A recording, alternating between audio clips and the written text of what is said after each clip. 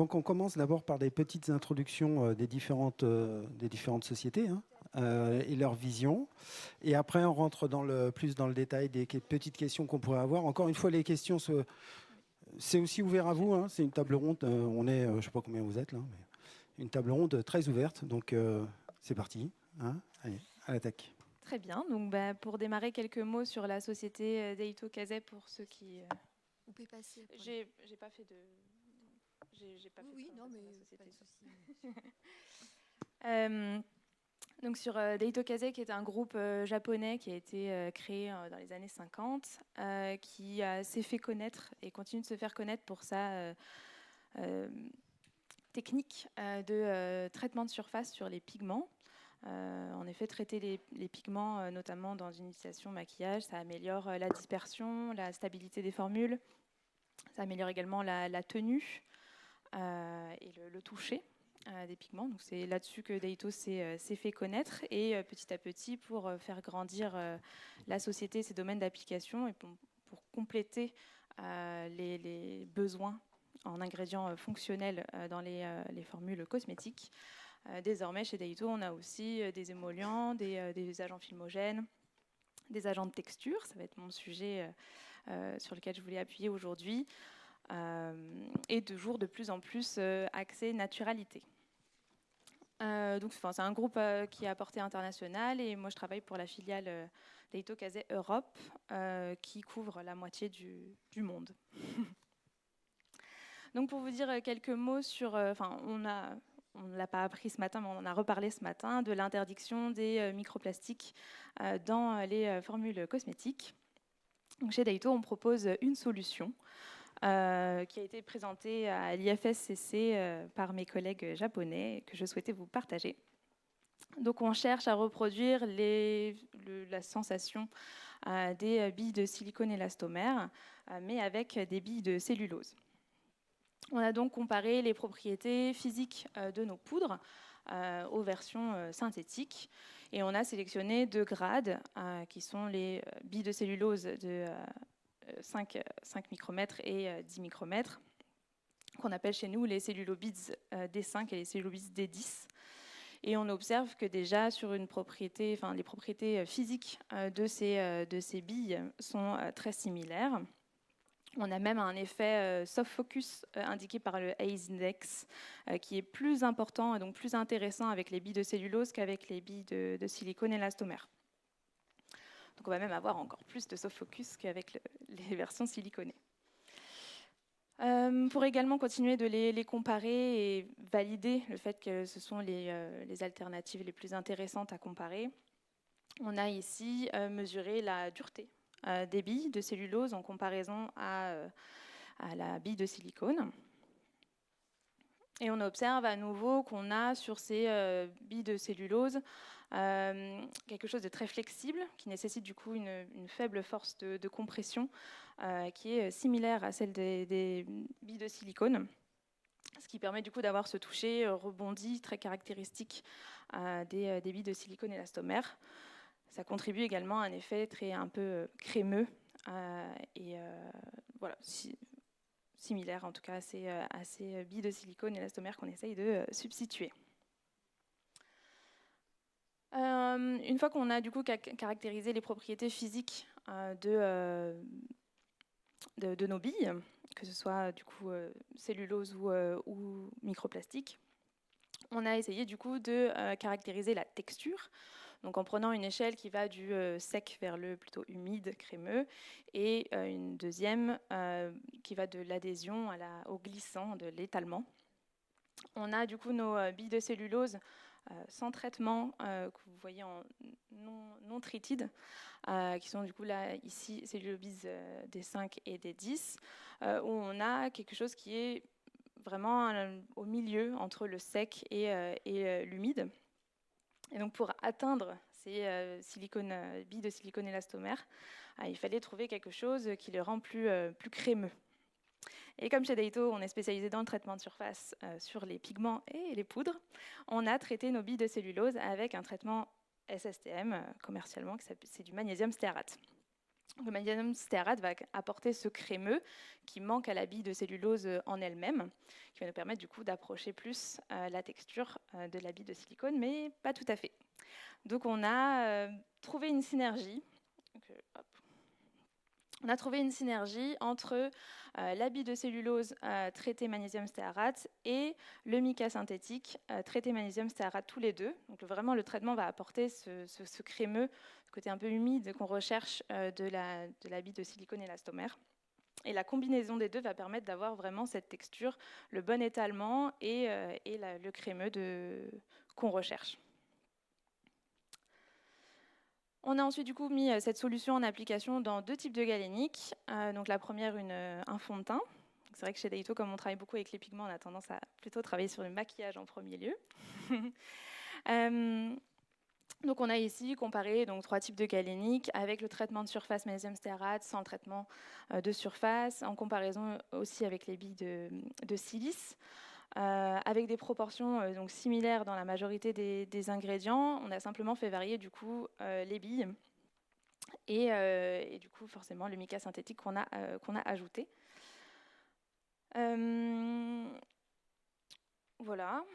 Et on a, dans les résultats, on observe qu'on a vraiment cette texture qui se rapproche vraiment beaucoup de la bille de silicone élastomère. On a même donc la version traitée qui va être plus intéressante, qui est un peu plus proche, et même dans les 2 versions traitées, les SSTM Cellulobis D10, donc la version avec les SSTM Cellulobis D10 qui va être le bon équilibre entre crémeux, douceur, et qui présente du coup les meilleurs résultats.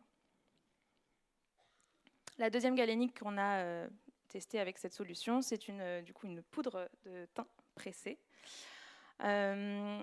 Où ici, du coup, on a de même comparé les billes de silicone élastomère avec les billes de cellulose, traitées, non traitées et silica. On a ici des proportions qui sont légèrement différentes, un peu plus importantes pour les billes.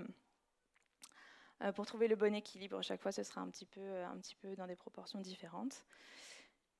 Et on a du coup à nouveau ici plutôt les Cellulobis D10 qui vont donc SSTM Cellulobis D10 qui vont se démarquer, qui vont être un peu plus proches de cette texture typique des billes de silicone élastomère.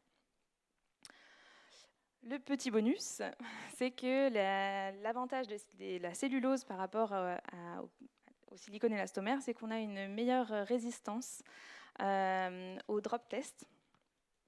On a des formules qui se tiennent mieux dans le temps, donc on a une meilleure stabilité, ce qui est toujours bon à prendre. Voilà, simplement là on avait changé le liant.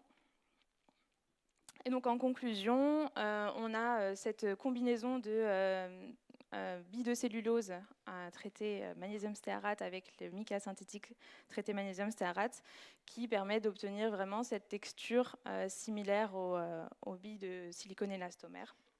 Aussi bien du coup dans une application fond de teint liquide qu'en application de poudre pressée.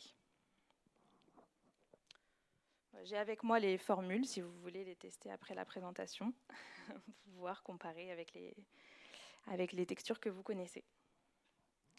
Merci Juliette pour cette présentation. Merci bien, oui. Alors, moi, j'avais quand même une petite question toute simple.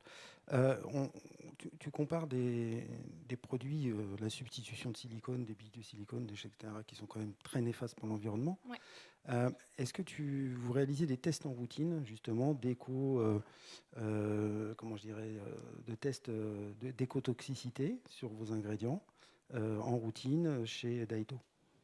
Donc pour l'instant, on ne fait pas ce type d'écotoxicité. On va simplement faire des tests de biodégradabilité. Ouais. Donc on a effectivement nos celluloses qui sont 100% biodégradables.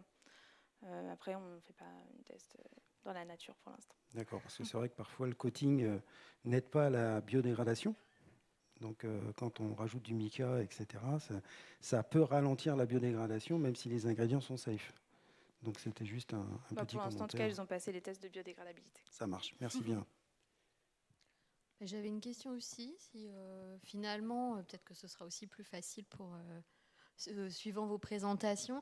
Là, on a parlé beaucoup des élastomères de silicone. On l'a vu ce matin pendant la présentation de Cosmet sur les microplastiques, que finalement, les produits de maquillage allaient être aussi les derniers évalués, en tout cas par rapport à cette nouvelle réglementation, enfin, les derniers étant objet de restriction. Les silicones étant des polymères sans carbone, c'est d'autres polymères aussi qui peuvent être plus problématiques en termes de microplastiques. Dans la présentation, à un moment, j'ai vu qu'il y avait des évaluations aussi peut-être par rapport au polyuréthane ou à d'autres polymères qui peuvent être utilisés aussi bien en maquillage qu'en soins, en cosmétique. Est-ce que Daito a également fait des tests aussi pour comparer les résultats ou c'est en cours? C'est en cours sur les recherches, évidemment. On va essayer de substituer le plus de microplastiques qu'on peut. Pour l'instant, on s'est concentré sur les billes de silicone élastomères, mais on va élargir au PMMA, etc.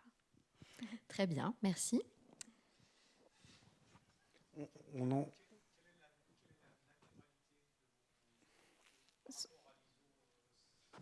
100%. Un NOI de 1 pour les... Alors, pour le mica synthétique, on n'est pas naturel, bien que là... Mais bon. Oui, on est 100% sur les billes de cellulose, traitées magnésium stéarate. Et pour le mica synthétique, donc on est forcément synthétique. Depuis cette présentation, on a développé un mica naturel qui a les mêmes propriétés et qui du coup est 100% naturel et sourcé Europe avec le même traitement, magnésium stéarate. Et donc là, on arrive effectivement à une solution qui va être 100% naturelle sur les deux matières premières. Parfait. On continue ? On continue. Allez, on continue. Donc on va passer à l'intervention donc, de Coralie. Ouais, bon, j'ai dans l'ordre. Ah oui, les slides, on va être sûr. Excusez-nous. Qui est la prochaine ? Eh ben non. C'est Derma, pardon. Donc c'est Ijda qui va prendre la suite, qui va nous parler un petit peu de voir les biotech au sein de Cederma et on va voir les questions après pour voir cette approche marine et éco. Merci. Merci. Bonjour à toutes et à tous. Donc aujourd'hui, je vais vous parler d'une petite histoire concernant donc la biotechnologie et plus précisément donc la biotechnologie marine. Donc j'ai eu quand même un pré-travail qui a été fait ce matin, donc je vais juste continuer et vous parler donc de ce que fait Cederma en compte tenu donc de la thématique qui nous réunit aujourd'hui. Donc aujourd'hui, on l'a discuté tout le long ce matin, donc l'impact environnemental qu'on peut avoir au sein donc, des écosystèmes naturels, mais également les besoins des consommateurs pour mieux consommer, mieux avoir un impact en tout cas meilleur sur l'environnement. Et la biotechnologie est une des solutions aujourd'hui que propose l'industrie cosmétique pour répondre à ces différents besoins de soutenabilité et de mieux consommer. Cederma a été fondé donc en 1964 et fait partie du groupe Croda depuis 1997. On dispose au sein donc, de notre site de 4 plateformes technologiques qui vont de l'extraction végétale à la culture cellulaire végétale, aux peptides, donc avec la synthèse moléculaire, et à la fermentation. Nos actifs sont objectifés in vivo, ex vivo et en clinique, in vitro pardon. Et Cederma a été le pionnier dans les peptides anti-âge et notamment le plus connu Matrixyl. Si on parle donc de biotechnologie marine, donc ça fait 30 ans que Cederma s'intéresse à la question, notamment donc de proposer des solutions qui permettent de répondre au mieux aux enjeux cosmétiques tout en ayant un impact moindre sur l'environnement. Donc, voyez-moi comme un micro-organisme. Donc, on a parlé des microalgues, mais il y a aussi les micro-organismes marins.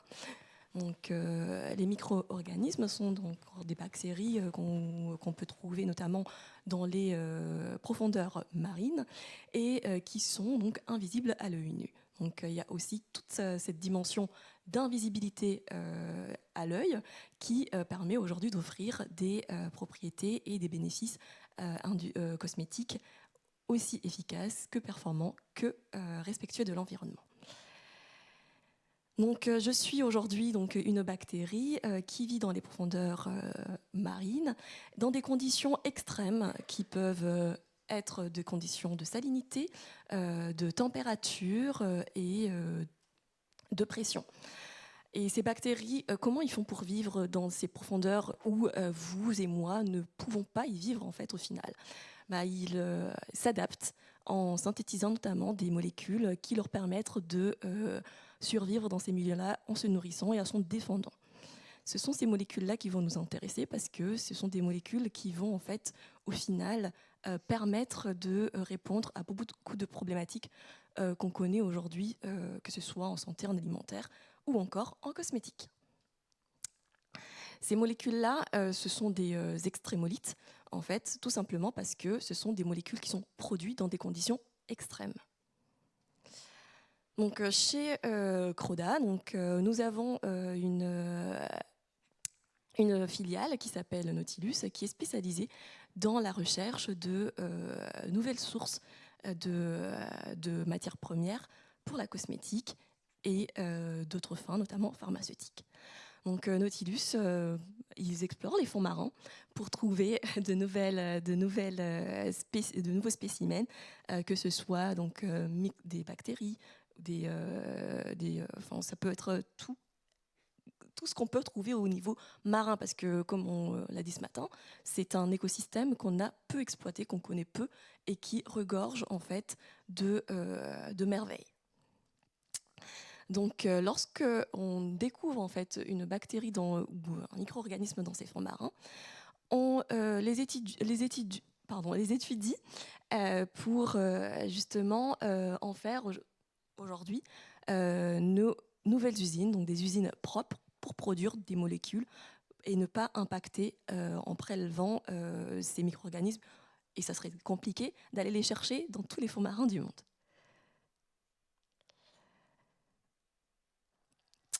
Comme je vous le disais, l'avantage qu'on a aujourd'hui, c'est de travailler avec cette filiale de Croda, qui est Nautilus, qui est basée au Canada.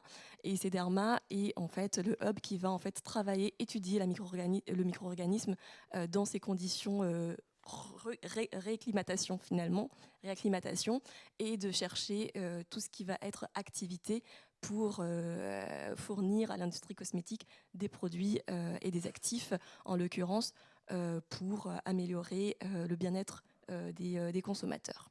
Croda qui dispose des capacités de production et qui va nous permettre donc d'industrialiser ces actifs-là. Nautilus a cherché les micro-organismes dans les différents environnements qu'on peut avoir au niveau mondial. Le micro-organisme va arriver chez Sederma. La première chose qu'on va faire, nous on est basé au Perrin-Yvelines au cas où certains ne le sauraient pas. La première chose qu'on va faire, c'est réacclimater la bactérie. On dispose des bacs de culture, des milieux de culture, où on va pouvoir en fait cultiver différents types de micro-organismes allant de la levure ou différents types de bactéries également, dans différentes conditions, des fois qui sont proches et qui vont permettre notamment de les cultiver simultanément ou différents, où à ce moment-là on s'adaptera. Là, par exemple, je vous donne des exemples de différents micro-organismes, donc de levures, de bactéries, de champignons qui sont cultivés dans des milieux pour être, en tout cas, leur permettre de se réacclimater à un nouveau environnement. Ensuite, lorsqu'on va permettre identifier dans les conditions de culture optimales du micro-organisme. On va en fait identifier des molécules en faisant des analyses chromatographiques, spectrophotométriques, etc., pour identifier les molécules synthétisées par le micro-organisme. C'est à partir de là qu'on va en fait dresser une empreinte chimique des différents extrémolites synthétisés par le micro-organisme. Et parmi cette empreinte-là, identifier potentiellement quelle molécule va avoir une activité biologique et des bénéfices cutanés. Ensuite, la plupart du temps, le métabolisme, en tout cas les métabolites qu'on obtient à l'issue de cette première culture ne va pas nous permettre en fait de reproduire la molécule de façon à l'échelle industrielle. Donc on va stimuler la bactérie donc en modifiant ses conditions de culture. La plupart du temps, c'est reproduire des conditions de stress telles qu'on peut les retrouver au niveau de l'environnement qui vont lui permettre au final en fait, de synthétiser la molécule d'intérêt de façon plus optimale. Donc, soit on va modifier des paramètres biologiques, biochimiques, en ajoutant des nutriments, ou physiologiques en modifiant la température. On va juste moduler ces différents paramètres pour permettre à la bactérie de synthétiser la molécule d'intérêt. C'est pour cela donc je parlais d'usine du futur, puisque là, c'est la bactérie qui va produire à notre place. Et enfin, donc, lorsque du coup on a ces conditions-là, donc on va répéter ce qu'on peut trouver aussi en extraction, donc une liste de la bactérie, une clarification, une purification pour obtenir une molécule pure, donc sans impureté possible et la plus propre. Enfin, en intermédiaire, on va tester, donc analyser les propriétés biologiques de ces molécules. Donc en in vitro au niveau cellulaire et en in vivo à l'échelle de l'homme. Donc voir quels métabolismes vont être stimulés par la molécule en elle-même et qui va permettre d'avoir un effet cosmétique.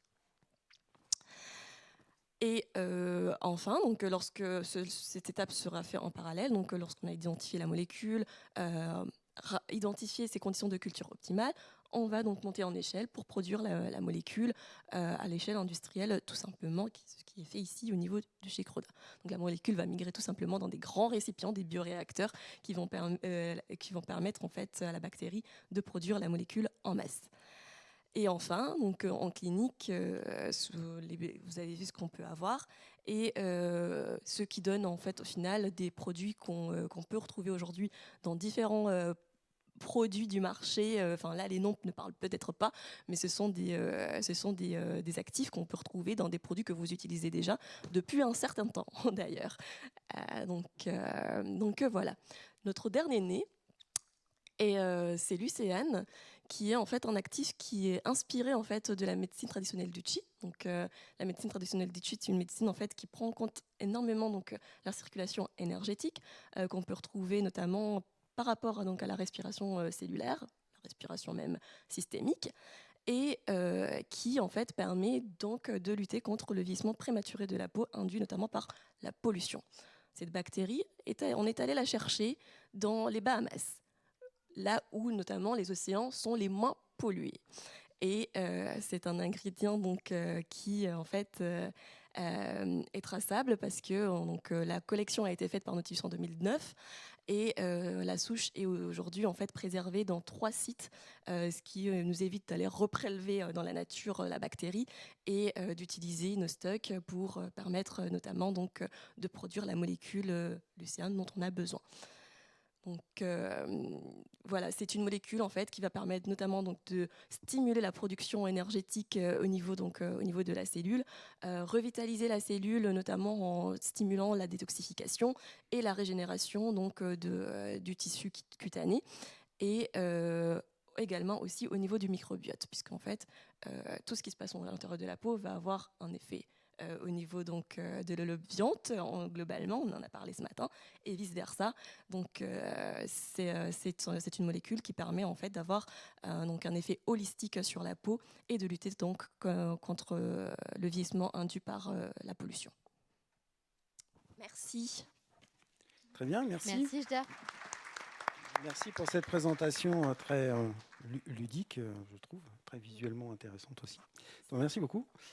Moi, j'ai une petite question. Alors, du coup, moi, je ne connaissais pas la filiale Nautilus, mais je trouve que c'est plutôt sympathique. Je savais que vous aviez des partenariats de longue date avec l'Ifremer, notamment sur la bactérie Thermophilus, je ne sais plus. Oui. Et donc, du coup, je reviens sur ma question Nagoya. Moi, quand on collecte dans les eaux internationales, comment ça se passe? J'avoue que pareil, je sais pas. Bah, les Bahamas, on n'est pas Nagoya. Alors, ça, c'est la façon. Ok, très bien. Mais il peut y avoir les eaux internationales. Est-ce que quelqu'un sait ou ouais, hein.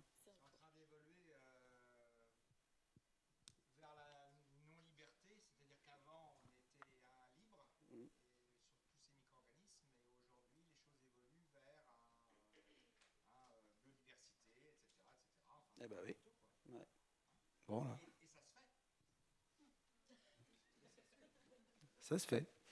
Bah, tout en notamment sur le contrôle de ce qu'on peut, enfin, en tout cas de nos impacts sur l'environnement, et que ce soit via Nagoya ou encore des politiques locales, cette observation, ce regard sur la préservation de la biodiversité est une interrogation qui est sur la table et enfin, je pense que on se doit de regarder, même si bon, bah voilà, enfin, après la souche date un petit peu, mais effectivement. Bah, c'est l'avantage d'avoir des collections de longue date qui sont toujours dans les congélos, quoi. Donc voilà.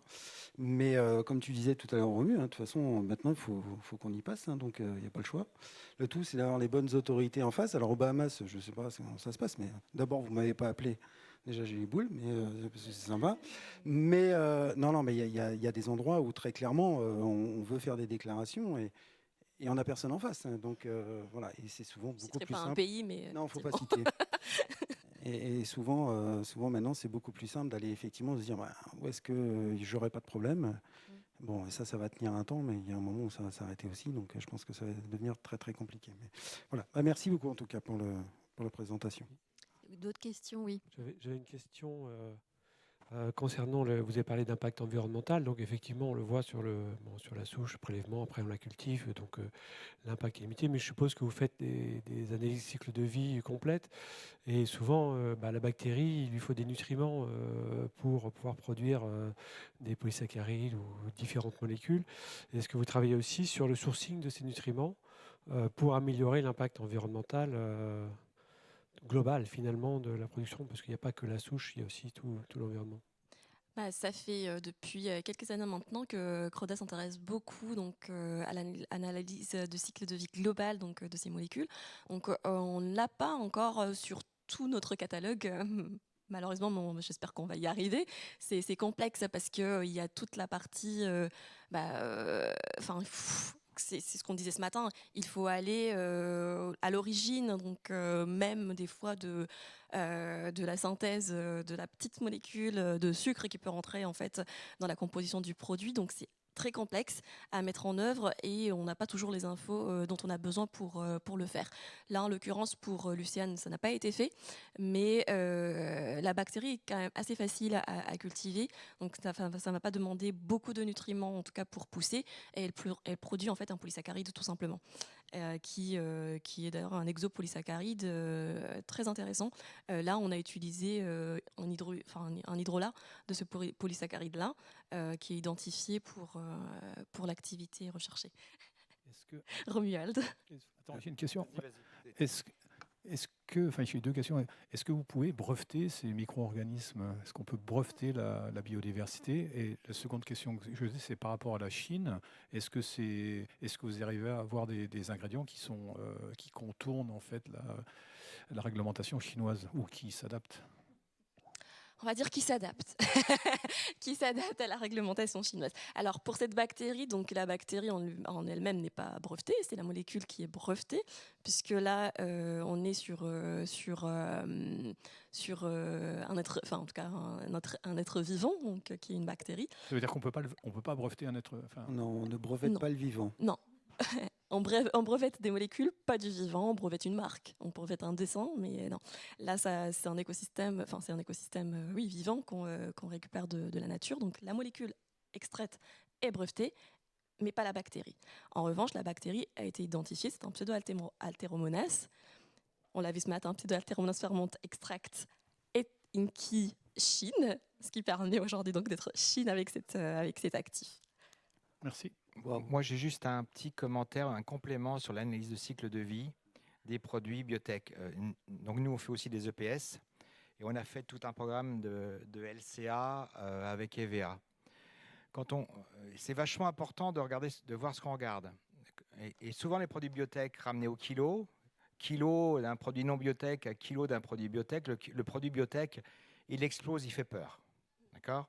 Il fait vraiment peur. Sauf que faut toujours ramener les choses au pourcentage d'utilisation.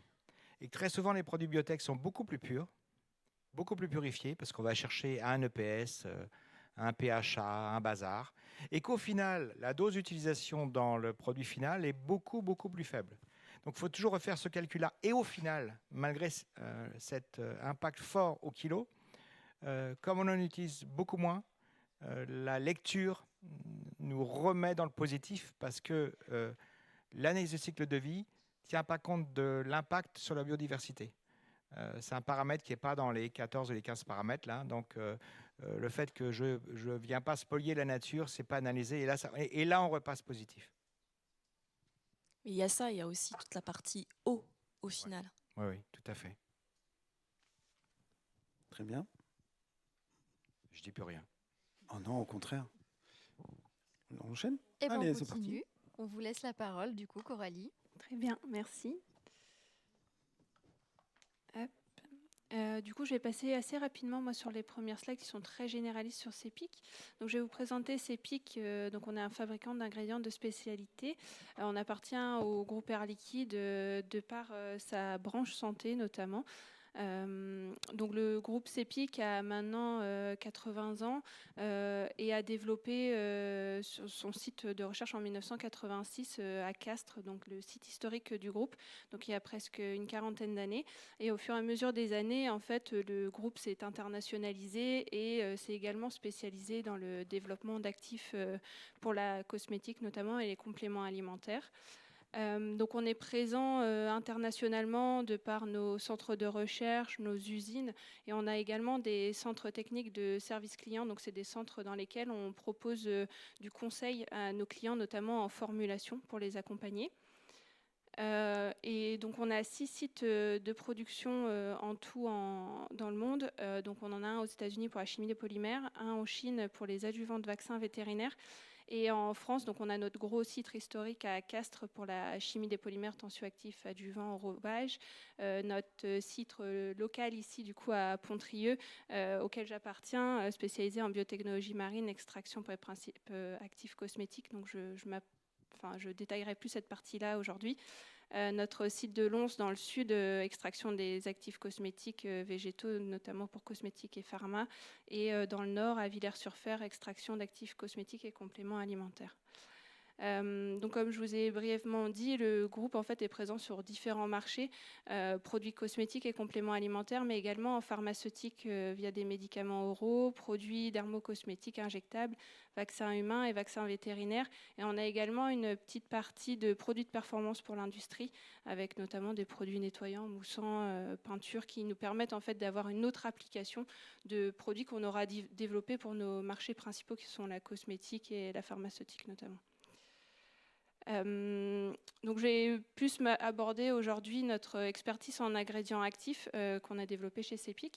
Donc, on a 4 façons de développer des actifs. Donc, il y en a plusieurs qui ont déjà été abordés au cours de la journée via d'autres confrères. Donc, nous avons la chimie verte via les lipoaminoacides, chimie des sucres, extraction de plantes et algues, donc fraîches ou sèches par des extraits hydrophiles, lipophiles, comme on a pu déjà le voir. La technologie Celtosome, qui est notre technologie de culture de cellules de plantes, que je vais détailler un peu plus ensuite. Et notre technologie Celebrity, qui est la culture de petites macroalgues qu'on va cultiver dans nos photobioréacteurs, donc également sur notre site de Pontrieux. Et tout ce développement d'ingrédients actifs est supporté par différentes équipes, notamment l'équipe de phytochimie qui nous permet de caractériser justement la composition des actifs qu'on va développer à partir de ces différentes technologies. On a toute une équipe de biologistes également qui va faire tous les tests vitro d'efficacité des actifs qu'on développe, comme on a pu le voir précédemment aussi. Donc c'est vraiment du co-développement qui qui demande l'intervention de toutes ces équipes-là pour pouvoir caractériser les ingrédients qu'on développe. On a également des équipes formulation. Donc pour les ingrédients actifs, ils viennent surtout en support pour vérifier la formulabilité des ingrédients qu'on développe et aussi proposer à nos clients des formules d'illustration dans lesquelles on aura incorporé nos actifs et des formules qui nous serviront ensuite à tester les performances cliniques via des études in vivo de nos actifs, puisque tous les actifs qu'on va développer sont objectivés in vitro et in vivo pour s'assurer de leur efficacité biologique. Donc on a également une équipe de sourcing, de filière végétale qui est en support de ce développement d'ingrédients d'actifs pour justement mener à bien tout ce qu'on discute depuis tout à l'heure sur le sourcing responsable, la gestion durable des chaînes d'approvisionnement, s'assurer des bonnes pratiques, notamment de collecte des algues, etc. On a aussi une expertise ethnobotanique pour faire la prospection et avoir un premier paysage technologique et scientifique. Et toute l'expertise phytochimique, donc qui va être faite sur les ingrédients qu'on va développer en laboratoire, mais également qui va être faite sur la biomasse qu'on va travailler pour pouvoir la caractériser. Et comme on a vu pour les algues, notamment voir la saisonnalité de l'algue qu'on va chercher à valoriser.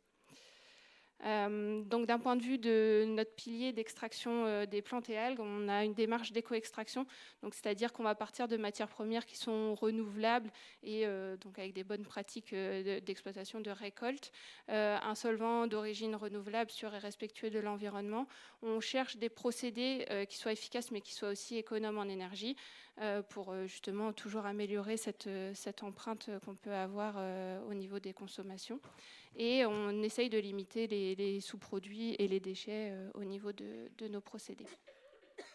Au niveau de notre culture de cellules des différenciés de plantes, du coup appelée celtosome, on va partir de la plante ou de la graine et on va pouvoir en induire la culture au laboratoire des cellules dédifférenciées. Donc c'est-à-dire repartir au stade amont, avant la différenciation des cellules. C'est un peu associé à des cellules souches. Donc on va cultiver ces cellules dédifférenciées de plantes au laboratoire et on n'aura plus besoin en fait de revenir à la plante de départ puisque les cellules dédifférenciées ont la capacité de se multiplier à l'infini. Donc on va pouvoir les cultiver au sein de nos ateliers, les monter en volume progressivement, avoir l'échelle donc sous forme de cale, donc sous forme solide comme on peut voir sur le bas des photos, et ensuite les passer en suspension liquide pour améliorer la multiplication en fait de nos cellules et avoir une plus forte production de biomasse. Et ensuite, une fois qu'on aura optimisé en petit volume, on va pouvoir passer en bioréacteur et les cultiver sur des échelles plus industrielles. Donc on utilise nous de la technologie Wave, donc par agitation à vague, sur des échelles de 25 litres, 100 litres ou 500 litres. On a également une technologie de culture de petites macroalgues qu'on a sur le site de Pontrieux, qu'on a appelé Celebrity.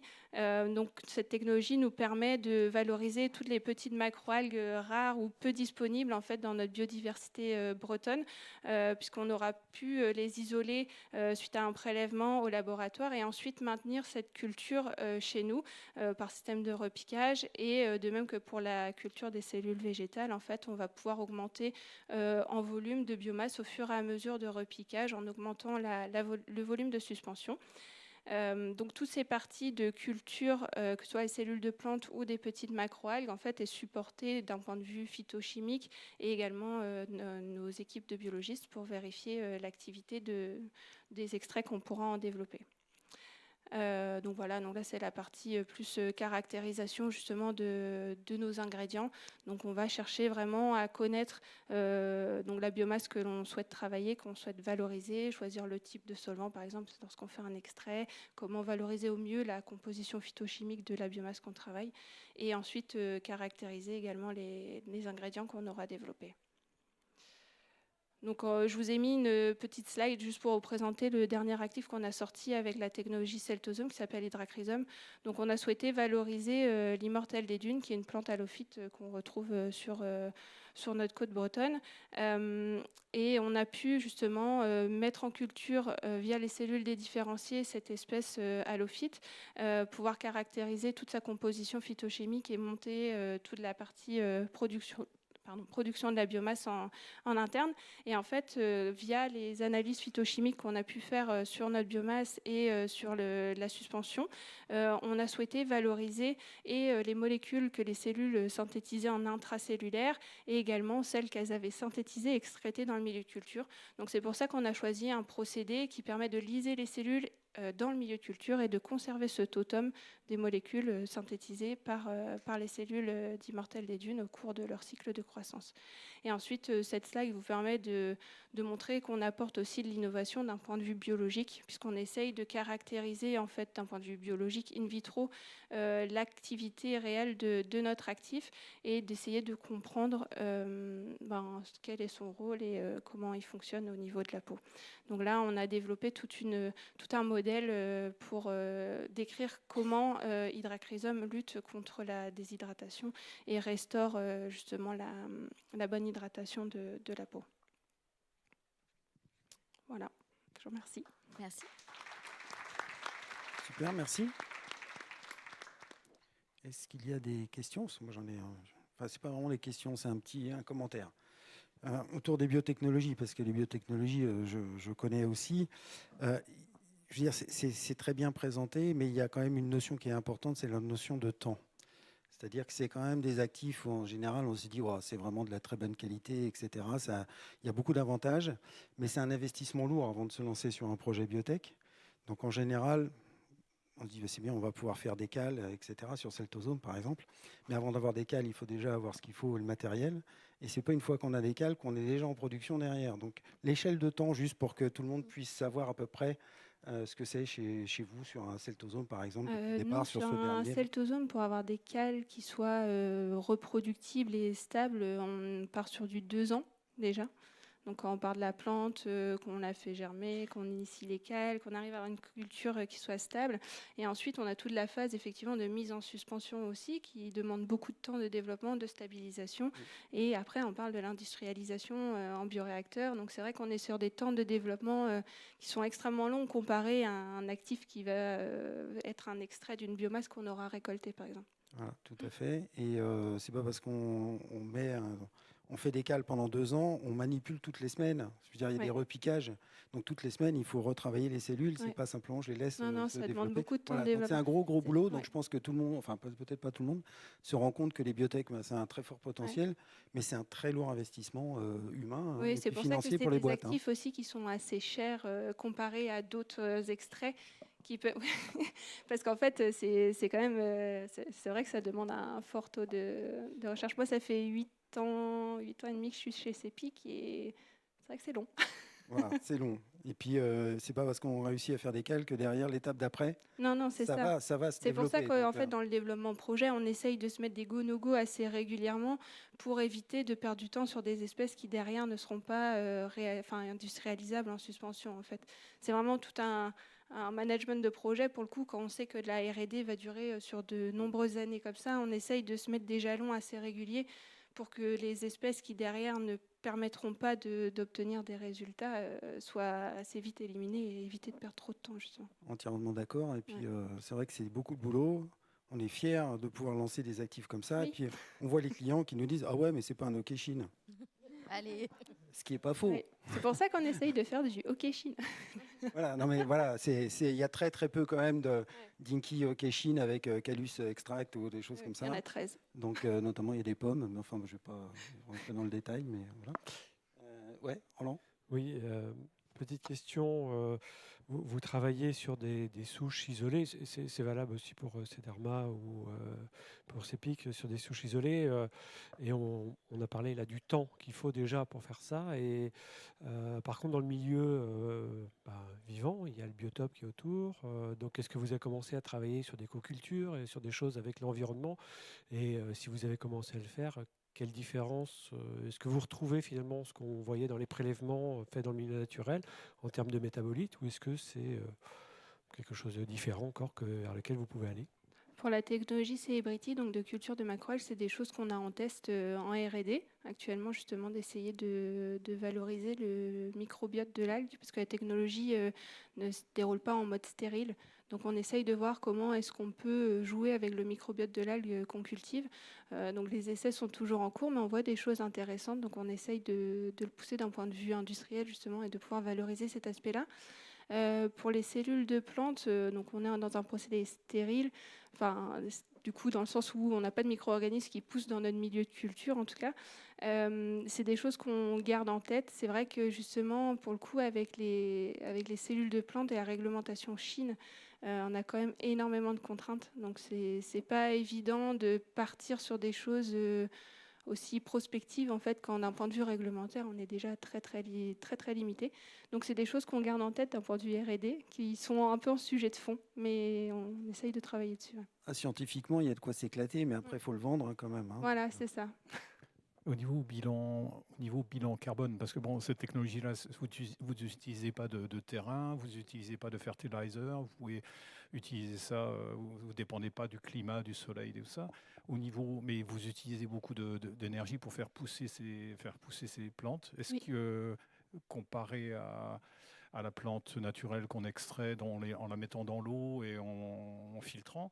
C'est ce que disait Romuald tout à l'heure, en fait, c'est ultra compliqué. Donc nous aussi, on est en train d'essayer de faire nos ACV sur nos produits pour essayer d'avoir des données chiffrées et comparer justement à d'un extrait. Et qu'est-ce que ça donne alors ? Notamment sur nos cellules de Christ, qui est un de nos anciens produits, versus des extraits de la plante de Christ qu'on fait également et qu'on a également au catalogue. En fait, on est en train d'essayer de faire ces calculs-là. Donc c'est même là, on est encore en train de le faire parce qu'en fait, c'est ultra compliqué de pouvoir comparer ces deux types d'extraits parce que, comme disait Romuald, en fait, on n'est pas du tout sur la même pureté, sur le même extrait sec.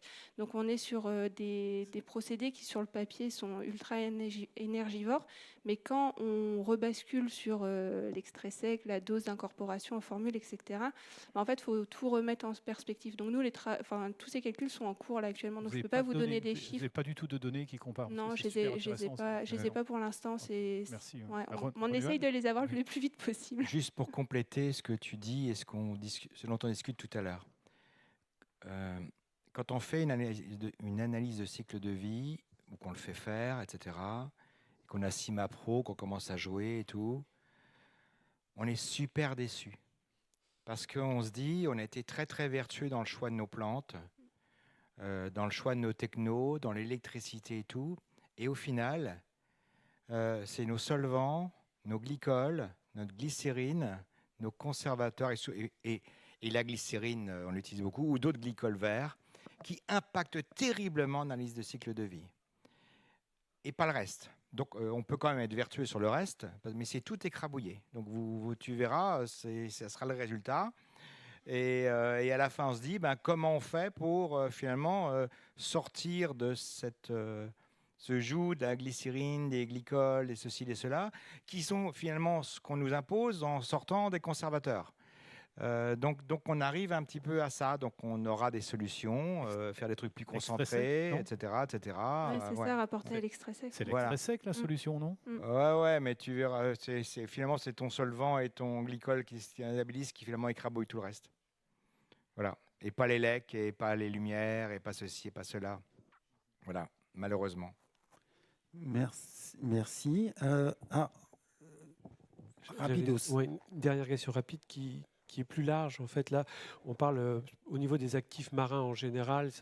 Il y a effectivement énormément de données, énormément de travaux. Et je voulais savoir si dans vos entreprises, vous commencez à utiliser l'intelligence artificielle pour essayer d'aller plus vite dans l'utilisation des différentes données qu'il y a. Et voilà, s'il y a des bases qui commencent ou des outils qui pensent être performants au niveau de l'IA sur les parties marines ou sur les ingrédients au sens large. Il y a déjà tout ce qui est molécules, notamment identifiées par rapport aux différents micro-organismes ou même espèces végétales qu'on peut avoir en termes d'études phylogénétiques, phytométaboliques. Donc ça permet effectivement, donc, en rentrant dans des bases de données, d'identifier certaines molécules d'intérêt. suffisant pour certains, pour d'autres pas suffisant. Ça reste aujourd'hui une technologie qui est assez prémisse et qui demande beaucoup de temps, beaucoup de développement derrière pour les personnes qui développent ces technologies-là et qui, des fois, c'est adapté à notre industrie, des fois, ça ne l'est pas. Donc, il faut aussi trouver en fait le consensus sur comment utiliser l'IA aujourd'hui pour permettre d'accélérer les développements de produits. Il y a aussi tout ce qui est métabolomique aujourd'hui qui est accéléré par ces technologies-là. Ceci étant, effectivement, il faut une analyse beaucoup plus adaptée, il faut des outils beaucoup plus, j'ai envie de dire, customisés quasiment pour répondre aux besoins des différentes entreprises. Il faut aussi que les entreprises embauchent des personnes qui connaissent ces outils-là, parce qu'aujourd'hui, les vieux comme moi, excuse-moi, mais c'est un peu plus compliqué. Voilà. On va s'arrêter là, hein, parce que si on veut tenir le timing, on s'arrête là. Merci à vous. Merci beaucoup. On enchaîne sur une courte pause. Je dis courte pause, parce qu'il faut absolument reprendre à l'heure. Donc, on a 10 minutes. Dans 10 minutes, on reprend. Merci.